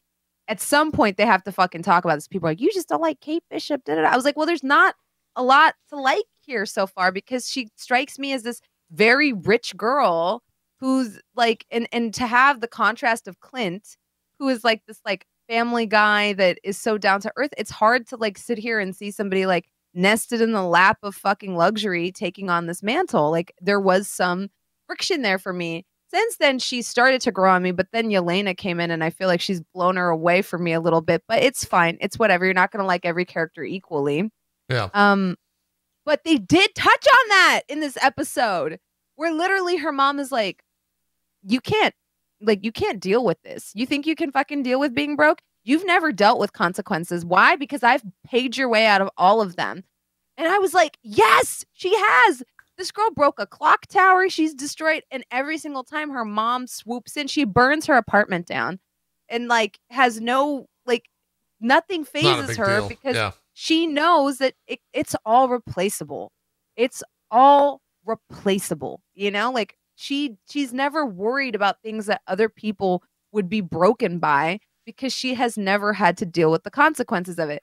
And they have that, but it's like one line in the last episode. And I'm like, but this would have been such a, like, they also, there's also set up in it, Bronze, where there's a lot of things about her character that in a show that had more time, they could have developed. Like the idea that she only has one set of utensils just for her. That's like a selfish thing. Yes. The only thing in her life that matters is her. She's not going to have guests over there going to need to eat food. Just her silverware for her. And I think like there's a lot there that they could have explored as like, oh, this young woman wants to become a superhero with a superhero gig. Clint is literally sacrificing time with his family to help this girl out. And that's like, oh shit, like she can understand. That's not really where they go with this. But like there is a moment where she's like, I'm going to get you home, Clint. And it's like, okay, I mean, I guess we're going to get there. So someone chat said, or she didn't have friends. She clearly had friends when she was in school. Yeah. They were doing the clock tower thing together. Like she's just a part of her that I think is she's a rich, selfish, like, you know, like every rich, selfish person in New York. Like I get it. And there was a story arc that could have been, but again, they just had no time to follow it. So there's like little tidbits of like excellence throughout this entire show that like there's things to latch onto and be like, oh, that could be fun, but we never get to like deep dive. Even with the Clint stuff, we said before that I would love to see a scene where Clint like had to reckon with his past, and there was like an attempt was made, and we definitely saw what they were trying to do, but nothing on screen. Like a lot of what we're doing is conjecture. Like, somewhat, this is what we assumed was happening. But on screen, they never really tackled a lot. Well, I don't think they had to rush through. I agree with the idea they had to rush through it. I don't necessarily know if the show, like Bronze, you made the statement that, Clint was trying to like move on or accept or grow from his past. I don't necessarily think that was the show. I think Clint just like accepted that what he did in the past, and it was more about the passing of Natasha and like Yelena getting her side of the story and that finishing than it was like Clint moving forward with his like past, if that makes sense. And I don't know if that's a fault of the show, and if that's even a bad aspect of the show, because I don't even know how you do that as Clint. Like, how the fuck do you, that's just something you have to be like, I killed 1 billion people. Let's move on, right? Like, the only way that I could really see that being wrapped up is he kills himself. And they're not going to do that in a Disney show. They're not going to do that to an Avenger, etc. It'd be very hard to actually show. Kills himself. There's no growth. How do you grow from like murdering thousands of people? Oh my God. You're right, guys. Like, I did a bad thing. Oh, you showed growth. I thought there was going to be a deeper thread with the costumes. Like, I was kind of like, oh, I think maybe he associates like those things with that costume, and like that's why he doesn't like who he is. And then it was like, no, it's just a costume. It's just a new costume. Yeah, it was just a new costume. There was a lot there where I was like, but he seems really defensive about holding on to this old. No, it's just a costume. Like there's the new purple costume. It's stretchy. It's cool. It's fine. Like that part to me was just like I think I was reading into it. But there wasn't just that much depth to those lines, I guess, where he's like, they're having this argument over whether or not he should change his costume to this like ugly purple thing. And they're just like, that was just that was just a comic nod to me. It's like, oh, that's the fraction suit. That's all it was. The show suffers from its own attempts at deep diving, but then they like stop, 20 feet down. Like there's a great example is we all sat here and gushed over the Echo episode. I think it was episode 3, right? The episode where literally it starts with like the backstory of Echo and like her learning to like deal with her disability, and like it's very well done. And then from that point on, Echo as a character has like no real payoff. How is she gonna have her own show? No real payoff. Like they had an amazing, that intro for her as a character was awesome. And then she after like an episode of like one episode of her being a badass, she then became, was she like one episode of her fighting? Whatever. One episode of her fighting. I would agree with that statement. The episode where it was like her story in the beginning, and then them torturing Clint and Kate, and then Clint and Kate getting out in the fight. Like that whole one episode of her was great. And then from that point on, she served no purpose except to be like an external threat in the background that showed up every once in a while, but like had no character growth whatsoever until the very, very end. Is anybody else weirded out by the fact that she knows Ronan killed her dad? She saw the aftermath of that. Okay. And old boy dressed as Ronan tells her, yeah, but these people told me where he was. So that somehow is okay. I thought in her book, she's like, I'm going to kill them both. I thought that's where that was going, where it's like, I'm going to kill you because you killed my dad. I'm also going to kill the people that ratted my dad out. I'm going to kill both of them, And instead she's like, oh, okay, never mind. I've changed targets now. I'm going to kill Kingpin. I was like, okay. I understand wanting to kill Kingpin. That makes sense because he did rat your dad out.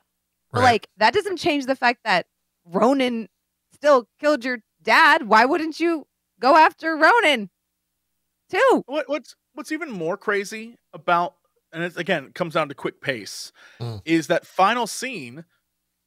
Like Ronan's the man who she saw kill her dad says Kingpin and Kazi were the ones who like did this really, and she's like, well, I don't believe you really quick. And she tries to get the blade or whatever. And then she manages to escape and ride off on a motorcycle. She then proceeds to immediately, like, she kills Kazi and then goes and kills King. And Kingpin's like, bro, we're family.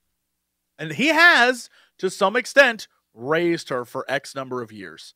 So the question becomes, the man she saw kill her father gets a pass, but the man who raised her gets popped in the face. That's crazy. How is she a hero? It is a jump.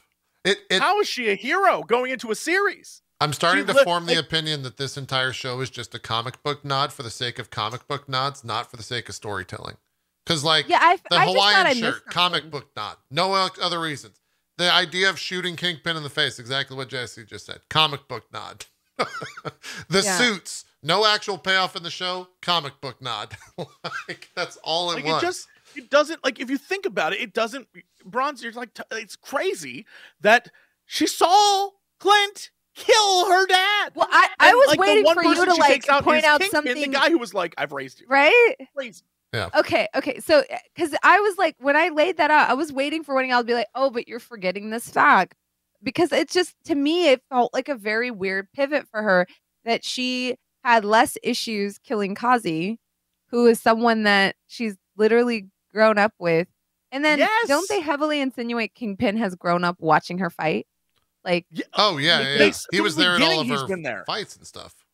Yeah. So the fact I figured that like eventually she would want to ask him and be like, how did Ronan know where my dad was? Like, I thought eventually they would get there, like maybe in her show.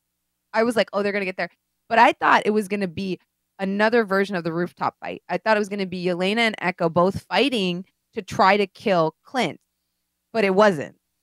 And I was so confused on that, where I was like, she's gonna kill Kazi and instead, like, I was like, but Eve, like, I was just so confused by it. I just didn't understand, like, why, like you said, Jesse, why would she give him a pass and be like, well, they did hire him, or they did ask him to go there, or they did tell him to go there, but that doesn't absolve him of anything. He still went there and killed them. Not at all. No, he 100% killed that man. It is not even like he admits it, that he did it, but then he's like, well, who sent me though? And she's like, oh, that's it. She does immediately fight back. To her credit, she tries one more time to get him. Yeah. And then Kate shows up and saves Clint. And so she drives off on her motorcycle. And what ends up happening is, and Clint's like, don't come after me again. So I guess that's like, she's not going to do that. But whatever. She then goes and when she sees Kingpin, that's not even a conversation. He's like, we're family and I love you. And she pulls out a gun and shoots him. Like, that is for like, I get it. Comics, I get it. That is a comic accurate scene, but it has no place being in the show. It has no place being in the show, and it's going to have no actual impact on the show because you know how they're going to start Echo? It's going to be that scene, and then Kingpin's not going to die. That's the entire scene. Or like, it's going to be Kingpin shot her because you just hear a gunshot. Right? that's how Echo starts, is they just kill Echo. Well, no, I'm sure we canceled the show, guys. No, I'm not saying he's going to shoot her in the head. I think he's going to shoot her and maim her, and then like that's going to be like a thing, you know? Yeah. I don't think he would kill her. I think if they're going to play Kingpin the way they should, I don't think he wants to kill her. I don't think he wants to hurt her. The fact that she pulls a gun and puts it on in front of his head and he looks completely unfazed, I think tells you everything you need to know. He's in control of that situation. Yeah.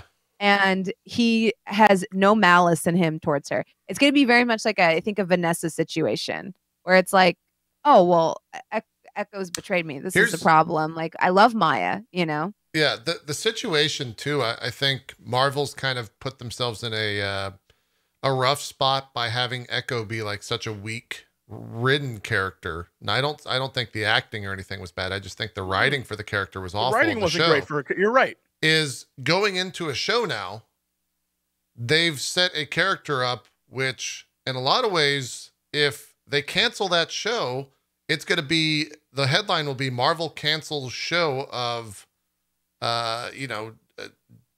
deaf actress. It's not going to be Marvel cancel show because of bad writing. It's good. They're going to get like destroyed for that. And so they're 100% going to go on with the show because of that. Yeah. I just hope they get good writers on it so we can actually, the actress seemed completely fine. I have no issues with her.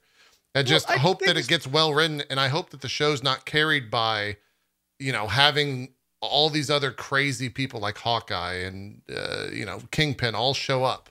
I really hope that it's just a story about her and not a story featuring all these other peoples to get people to actually watch the thing. And I think that's where a lot of the shows on Disney Plus kind of fall into, is like, we've got Hawkeye from the Avengers and all these big stars, blah, blah, blah. It's not just, oh, here's a story about Echo.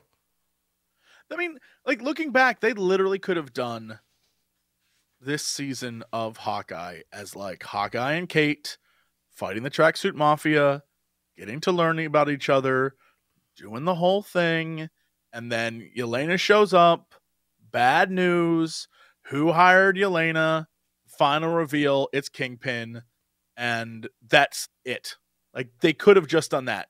Yeah, that could have been the post-credit scene is Kingpin walking on screen or something. That's a solid 6-episode arc of like, we wrapped up the Yelena situation. We got to see Kate become who she is. That'd be a pretty big pop-off. Even like include the mom as still the villain. Like, the mom and Jack would have had more screen time. Those two characters would have been flushed out way better in a way that could have been like a mystery rather than like, oh no, it's definitely the mom immediately. And then like Echo as a character, I think the fact that we gave a full episode to Echo, I love that Echo's going to have her own show. Great. But like, that should have been the Kingpin Echo series where at the end, Echo, that's what I wanted. Yeah, when she found Kazi and was like, let's get out. And he's like, first of all, I thought he was going to say something like, I like that he had a throwback to Echo's first episode where he said, I'm not like you. I can exist in both worlds. You know, like, I liked that. And I wanted that to be, I didn't want her to kill him in this episode. I wanted it to be like we can't just leave. Like, he's not going to just let us leave. And for her to be like, okay, so let's kill him. And that's where that ends with like Kazi and Echo. Because I like the Kazi character, for the record, even though that man cannot land a fucking sniper shot to save his fucking life. The amount of windows that man broke is insane. I do not know why we sent him if he cannot fucking hit a mark. Eastern European Jon Snow was great. I loved him. Yeah. Huge fan. Bronze, here's a crazy thing. But I did like their relationship and I liked their chemistry. So I just didn't 100%. understand why they didn't go on to in their show together and have that be them trying to figure out how to get out of this Kingpin organization and Kingpin thwarting them at every step of the way. That would have been a really cool, like her trying to be like a double agent. Like, where it's like Kingpin knows that she's turned against him, but he's not acknowledging it and she's not acknowledging it. And they're both, because that's how Kingpin plays chess, where he knows exactly where you're at. Yeah. He's going to let you think that he's an information. You're getting away with it. Yeah. That's his superpower, is knowing everything before you do, etc. The crazy thing, I just looked it up. Echo is not supposed to get a show till sometime in 2023. That character is going to be forgotten about. Absolutely. Unless she pops up in like Armor Wars and we get like more things of her on the Disney Plus. 2023. They shouldn't have done anything. Like, Echo should not have been included in this series. Echo should have been like, Echo has her own show. And it's like they introduced Kingpin at the end of this and like a post-credit thing at the very, very end, like who was really behind the mom. And it was Kingpin. And everyone's like, oh. And then the Echo series is Echo and Kazi and their like relationship together and being like super best buds. And then the revelation in the Echo series is that Kingpin and Kazi are like the actual cause of all of her problems. And so she like her killing Kazi in her own show. And then in the last episode, shooting Kingpin would have been way cooler than the rushed version we got. Yeah. Having her, because it would have given her something to do. I don't know what the Echo show is. I couldn't tell you what that show is. What does Echo do as a character besides like, I have no home now and I'm gonna ride around on my motorcycle and be really like, what do you do? What does that character do? If they do some sort of a prequel, like a pre-Hawkeye thing with Echo, I'm gonna be pretty upset. And that's like the Hollywood thing to do, is to tell the origin, right? And it's not that Echo isn't cool. It's just that Echo is a character. Like, I don't know where they've written this character to be. Well, she wasn't cool in the show. They wrote her to not. They didn't even show what her fucking superpower was. She's just a fighter who also happens to be deaf. The whole like feeling the vibrations against the speaker doesn't make sense now because it didn't come up again. No, they didn't show her studying anyone's fighting style. Am I wrong? Like it didn't come up again. Like the whole vibration, like it didn't come up again. Her entire thing. The problem with Hawkeye was Kingpin's show.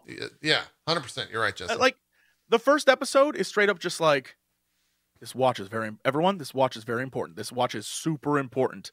And then 2 episodes go by, no watch discussion. Then the watch is in the apartment, and it's like, oh shit, the watch is in the apartment. Oh, I forgot that was a thing. And then another 2 episodes go by, and no one mentions the goddamn watch. And then the last 5 minutes of the last episode, they're like, honey, I got your watch. She's like, oh wow, I was an agent. Yeah, and everyone's that was just like, Big Pog. Cool, all right. Which, by the way, look, I don't give a shit about Agents of S.H.I.E.L.D. Never cared. But I know for a fact a lot of Agents of S.H.I.E.L.D. fans were like, what the fuck? Oh, yeah, because Mockingbird existed in Agents of S.H.I.E.L.D. already. Yeah. So and it was for me, a very good actress, and one that I watched a lot in Friday Night Lights. Yeah, she was already in there. And she was absolutely badass. And they were supposed to get their spinoff show, but then Agents of S.H.I.E.L.D. did so poorly that they canceled the spinoff for Mockingbird and her other counterpart. Yeah. So yeah, that's also a thing that makes, I can understand how fans would be pissed off about that. Like, oh, so you literally have deleted Agents of S.H.I.E.L.D. And while I never cared about it, it's interesting that multiverse. I mean, it's crazy. So multiverse. There's that. Yeah, it is that. Anyways, that's that. Because of our new time, we only got about 15 minutes left. We actually have a time limit on this show now, folks. It's a thing. It's a thing. So I think we'll save our 2022 talk till next week. Okay. We also might get the internet's doing its internet thing, and that internet thing is begging for a trailer for an upcoming thing from Disney. Spider-Man was obviously the trailer begging. Now the trailer begging has gone to Moon Knight. Moon Knight is trending almost every single day to get a trailer. Yeah. People think it's going to drop before Doctor Strange in the Multiverse of Madness. That comes out May 6th. They think it's going to be kind of a springtime show. We'll see what happens. We might get that here in the next couple of show. Yeah. Yeah. Oh yeah. Happiness and spring it's springtime show. That's what that'll be. But yeah, we'll talk all about that and give our different thoughts. There's nothing really on the slate for Marvel till Doctor Strange May 6th. So that's pretty long from now. Does Morbius count? That's in 26 days. Yeah. God, maybe. Look, here's the thing. Count? I don't think it does. I don't know that it counts, but I also know that in the Morbius trailer, Mobius, there's no R. Is there an R? Wait, no, I looked up the wrong. It is Morbius. No, okay, Morbius. I'm sorry. Morbius. Yep. Mm-hmm. The living Morbius. vampire. In the trailer, there are several nods to Spider-Man, but the problem is Vulture's from in it. Multiple realities. There's like Raimi Spider-Man shit. There's Vulture. All I'm saying is, I may have to see the movie just to figure out what the hell is going on. Because I was going to say, I might too. Insane. Yeah, I might have to see just to see how they're dealing with the multiverse and other properties. I am curious about that, and we might get some Vulture backstory stuff. I don't know if I can sit through that movie, guys. I don't. Yeah, I don't know that it's going to be good. I don't expect it to be a good movie, but the trailer's real rough, man. I don't think I'm gonna risk getting a disease for it, but is it going to be available on video on demand at all? It's Sony, so I doubt it. Sony's usually go to the theaters. You're right. Let's see. At least we know the theater probably won't be packed. You're not wrong. I should chill. I'm gonna be honest though. I just don't think people know what that movie is. So I don't think the theater is gonna be packed. I really don't think people know what that movie is. Remember when they had to change the name of Birds of Prey? Because they realized people don't know what this is, so they had to be. They had to put Harley Quinn in it at the front. So what are they gonna call this? Spider-Man's it had the stupidest name of all time. It had the stupidest fucking name of all time. Was it Birds of Prey and the Fantabulous Emancipation of One Harley Quinn? I was like, were y'all smoking crack when you came up with that fucking title? I never saw that. Was that movie good? I heard it was all right. It was okay. Okay. It was okay. Jesse's big nope. It has Jesse's big it has nope in a it. couple of moments that I think are good, but overall it was okay.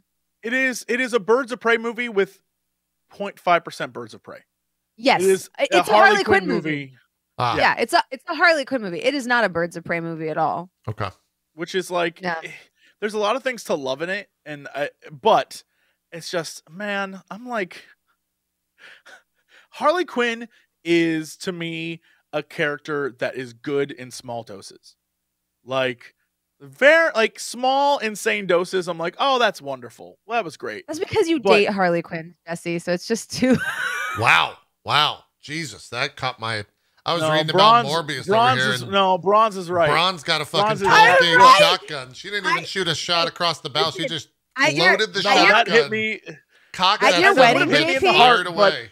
She shot that. She hit me in the exact same spot so often. Jesus. That there's just a hole. So she fired through it again. It went you think that Jesse was wearing a Hawaiian shirt or something right now? The way you just fucking loaded at him. There's backstory to this. So JP, at your wedding, when I was 3 margaritas deep. What? Me and Jesse were talking. How dare you use my 3 margarita conversation? Jesse was saying something, and I was like, I literally look at him mid-sentence, and he's like, what? And I was like, I feel like you date the type of girls that emulate Harley. Like, they have Harley Quinn posters in their room, and they don't realize why that character is a dumpster fire. And and Jesse was literally like, oh, shit, that's so fucking spot on. I think I walked over to the table in the middle of that conversation, if I recall. Yeah. Like, there's nothing wrong with the Harley Quinn character, for the record. But as a fan of Batman comics, you should not want to be that character. Does that make sense? Like, that character. It's the same thing with Joker. To, like, aspire to be the Joker. Yeah. Like, Joker's a great character. You should not want to date the Joker. I want to be the Joker, okay? I want to see the world burn, Bronze. Look. No, that's a red flag. Oh yeah, but I see that red flag and I'm like, man. wrap me up in that red flag. Wrap it around me like a cape. Look, we all got problems. We all have problems. Hey, why don't you ask, is Morbius streaming? No. It is exclusive to theaters. And according to what's on Netflix, apparently it will stream on Netflix between June 2022 and early September 2022, according to hiddenremote.com. As of 1 day ago. So you got to go to theaters to see old Morby. Here's the thing. I'm not a Jared Leto fan. I think I'm just not a Jared Leto fan. You aren't a fan of him offering a hand job to Batman? I didn't see Joker, if that's where that's from. No. The end. Oh my God. Y'all need to. The end, the last 10 minutes or so of the new version of Justice League. Oh wait, he was Snyder cut. Oh, in the Snyder cut. Oh, at the end they do like the Snyder cut. Holy shit, it's insane. They do a 10-minute like a future where the world has ended and there's only a few superheroes left, and Joker and Batman have teamed up. And I swear to God, I'm not even making this up. The Joker literally offers to give Batman a reach around in this scene. I'm not even joking. This isn't even me making a goof. It happens. And it's fucking insane. And I was just like, what? And the best part is, I gotta watch that Snyder movie. said that was him. That was Jared Leto, like, goofing on set, and he decided to keep it in the movie because he liked it so much. Which is even more crazy. Snyder seems like a... I've seen a lot of his interviews. He seems very chill, actually. So that's crazy that that's in there. Oh, it is. It is insane. But it's like, end of the world. And he's like, we're going to team up. I guess that's the whole goof, is that the Joker and Batman have to team up at the end of the world. And the Joker's like, I'll give you a reach around, Batman. I'm telling you, it's like, it's in it. So and you're saying I need to watch 4 hours of the Snyder cut? No, I'm saying skip ahead to the last 10, I need a 15 reason minutes. to watch the Snyder cut. Is this the reason? Here's the thing. There you know is what? no reason. I will say, if you watch the Snyder cut, it's going to make you very angry. Not at Zack Snyder, but the fact that HBO the original Warner? theater release sucks. Like, it sucks. There's scenes that, especially there's scenes involving Cyborg and Flash that are included in the Snyder cut. They're better. So good. Like, Flash has a moment at the end of the movie that is, I'm going to say, one of my favorite, if not one of the best superhero moments I've ever seen. It's so good. Damn. Like, it is truly phenomenal, and it was cut the fuck out the movie, dude. I can't believe. I was just like, they were dumb for this. It makes me so mad at the original release, because that footage was filmed already, and they made Flash the guy who, like, carries people to safety rather than giving him a hero moment. And in this, he gets a hero moment, and it's very, very good. Okay. And I don't know that I can justify watching 4 hours of it. We'll see. There's moments where you're like, this. Well, isn't it also in that weird aspect ratio? Yes, it's 4:3. Yeah. So that was like a big turnoff for me. I tried, and for some reason, I don't know if it's the TV I was watching it on, it like gave me a headache. I don't know, like because of the weird distortion on my screen, because I don't have a 4:3 screen. Thing. Oh, did it stretch it? It shouldn't have stretched it. It should have just been I don't know 4:3. what it looked like weird for me. Weird. Sure. Well, that's because you're not used to it, because it's been 15 years since that was the main TV setting. Yeah. Right? Like that's, Yeah, but you have to, I feel like that stuff looks better on a monitor that's like for that.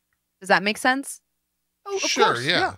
Like as a retro game connoisseur, like if you play that stuff on like CRT, it does look different than if you play it on like a computer monitor. It looks absolutely like there's some distortion that just looks fucked up for me. Yeah. So like for me, it was like it looked. I don't know. Maybe it's something my TV did to it, but it looked weird to me. Where I was like, I don't have the right screen to watch this on.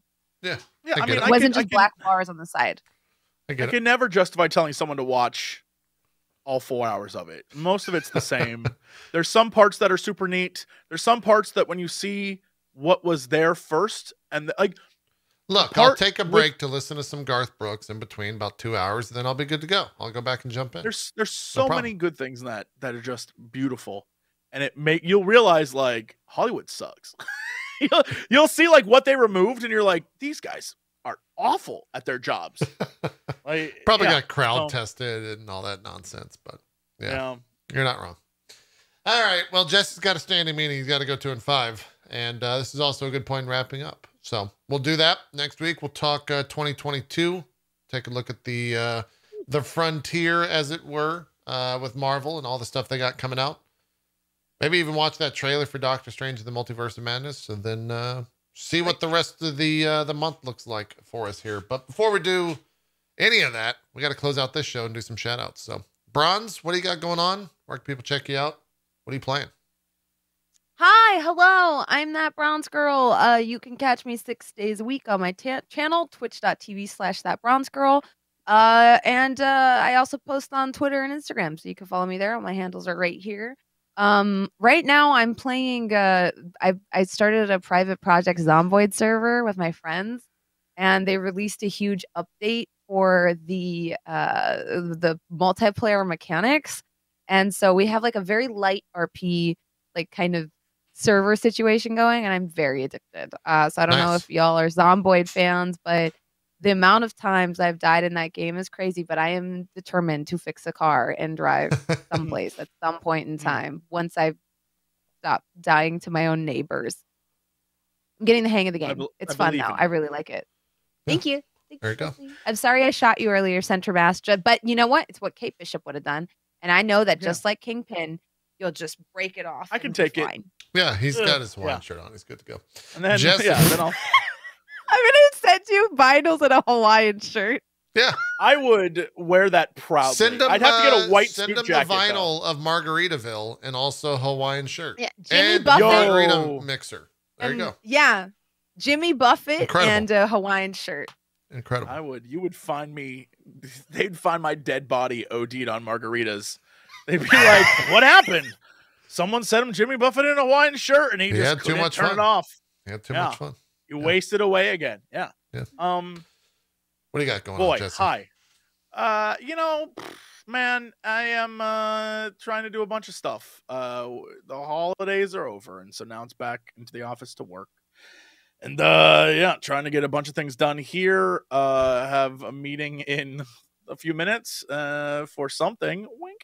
And we'll see what happens. But hey, if you want to watch a man stream Metroid Dread this week, that's my plan.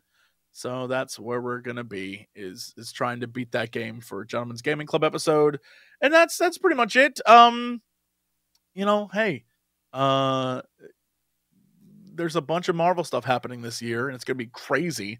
And for some reason, 90% of it happens during the summer. So that'll be overwhelming. But I can't wait for it. And I'm very excited to show up in my Hawaiian shirt, white jacket and pimp cane. I need to find a pimp cane. That's my thing. You also got to Like a shave your diamond on head top. and beard. Oh yeah, and then just like angrily eye twitch at people. That's The Rock. This is The Rock. This isn't whatever. Anyway, that's it. Awesome. Thank you, Jesse. What do we got going on? Basically, this week is just a lot of the old League of Legends. I'm also still kind of figuring out what content looks like for me in 2022. So we're doing that on the channel over the next couple of weeks. Still got drop frames on Sundays, 1 p.m. Eastern. Still got MCU Crew on Mondays at 1 p.m. Eastern. And we'll figure out where everything else looks. Taking tomorrow off as well. I have a date with crafting starting at 4 a.m. because I need to make some money in Final Fantasy. And I'm not going to stream it. Instead, I'm going to watch all the Raiders stream. That'll be a lot of fun. So that's what I got going on this week. Feel free to stop on by the channel whenever all of us are live. I see you've been having luck with Tom Kench, but I will talk about it off stream because Jesse's got to go. Okay. All right. Yes, I have. The Kench and I are one. The catfish. I'm a catfish. It turns out I'm going to become a catfish. Don't say that. That's not.